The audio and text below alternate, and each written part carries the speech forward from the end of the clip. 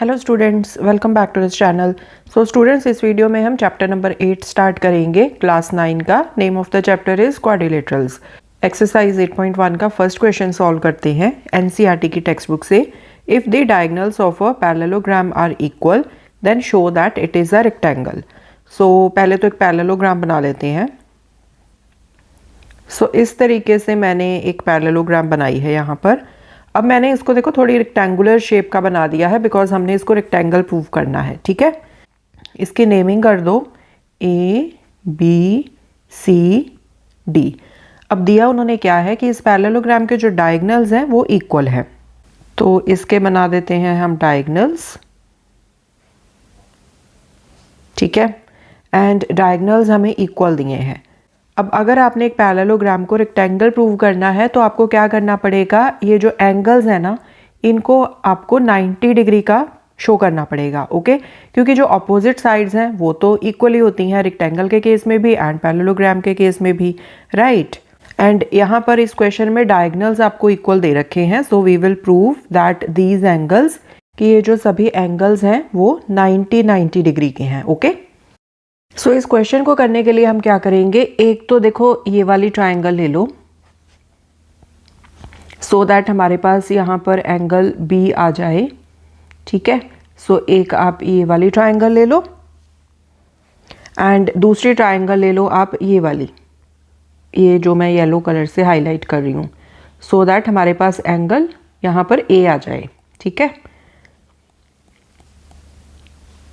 अब अगर आप इन दोनों हाइलाइटेड ट्रायंगल्स को कॉन्ग्रुएंट प्रूव कर देते हो तो सीपीसीटी लगा के वी कैन से कि एंगल ए एंगल बी के इक्वल है। ओके, एंड उसके बाद आपने क्या करना है वो हम स्टेप बाय स्टेप देखते जाएंगे। तो सबसे पहला काम कि इन दोनों ट्रायंगल्स को हम कॉन्ग्रुएंट प्रूव करते हैं। So we will write in triangle A C B and triangle A D B. यहाँ पर देखो, अब क्योंकि ये पैरेललोग्राम है सो दैट मीन्स ये वाली साइड इस साइड के इक्वल है, so we will say B C is equal to A D. So यहाँ पर आप साथ में रीजन दे दो, opposite sides of a parallelogram are equal.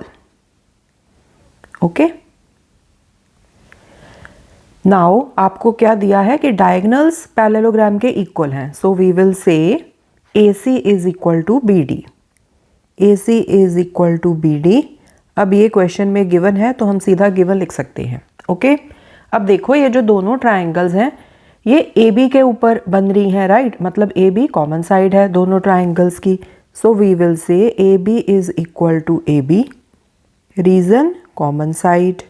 Okay, अब देखो इन दोनों ट्रायंगल्स की तीनों ही साइड्स आपस में रिस्पेक्टिवली इक्वल हैं, so therefore triangle ACB is congruent to triangle ADB।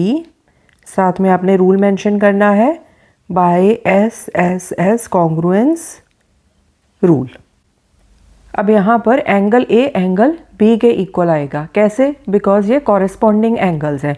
अगर आप येलो ट्रायंगल को उठा के पिंक ट्रायंगल के ऊपर रखोगे ना तो ये वाली जो साइड है ये यहाँ पर आ जाएगी BC के ऊपर। ठीक है, एंड ये वाला जो डायगोनल है ये इसके ऊपर आ जाएगा AC के ऊपर। एंड इस तरह से क्या होगा कि ये जो एंगल A है वो एंगल B के ऊपर आ जाएगा, मतलब ये कॉरेस्पॉन्डिंग एंगल्स हैं।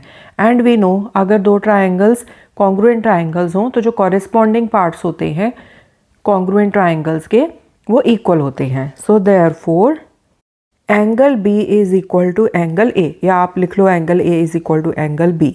कैसे, by CPCT corresponding parts of congruent triangles वो इक्वल होते हैं। ओके, अब क्योंकि ये पैरेललोग्राम है that means AD is parallel to BC, right. And यहाँ पर ये जो AB है ये क्या है, दिस इज अ ट्रांसवर्सल। अगर इस तरह से आपको दो पैरेलल लाइंस दी हों एंड उनको इस तरह से एक लाइन कट करें तो ये ट्रांसवर्सल हो गई, ये पैरेलल लाइंस हैं, तो मतलब ये वाले जो एंगल्स होते हैं दीज एंगल्स आर को इंटीरियर एंगल्स, या इनको बोल देते हैं angles on the same side of transversal. And इनका सम कितना होता है 180 डिग्री। सो इस चीज़ का आप यूज़ करोगे इस क्वेश्चन को सॉल्व करने के लिए। ओके, अब यहाँ पर आप लिखोगे since AD is parallel to BC and AB, ये वाली जो साइड है AB is transversal, therefore angle A plus angle B is equal to 180 degree because these are co-interior angles. Co-interior angles लिख लो या फिर आप पूरा लिख लो, angles on the same side of transversal and उनका सम कितना होता है 180 डिग्री, ठीक है। अब क्योंकि A एंगल B के इक्वल है यहाँ से, so angle A plus angle A is equal to 180 degree because angle A is equal to angle B. So 2 angle A is equal to 180 degree. Angle A की value कितनी आ जाएगी? Angle A की value आ जाएगी 180 upon 2. So angle A is equal to 90 degree. Okay, अब angle A तो आ गया 90 डिग्री. वी नो जो एंगल B है that is equal to angle A, therefore angle B this is also 90 degree, ठीक है। अब क्योंकि ये पैरेललोग्राम है तो पैरेललोग्राम के केस में क्या होता है, जो अपोजिट एंगल्स होते हैं वो इक्वल होते हैं। Angle C is equal to angle A, reason opposite angles of parallelogram, so therefore angle C this is also 90 degree. And इसी तरह से जो एंगल D है वो एंगल B के अपोजिट है, so we will write angle B is equal to angle D, again same reason, opposite angles of parallelogram, so therefore angle D this is also 90 degree. सो आपने इस तरीके से चारों ही angles को, angle A, angle B, angle C, angle D, चारों ही angles को आपने 90 degree का प्रूव कर दिया। सो एंड में आप यहाँ पर लिख सकते हो, since all the angles of a parallelogram are 90 degree, therefore this is a rectangle.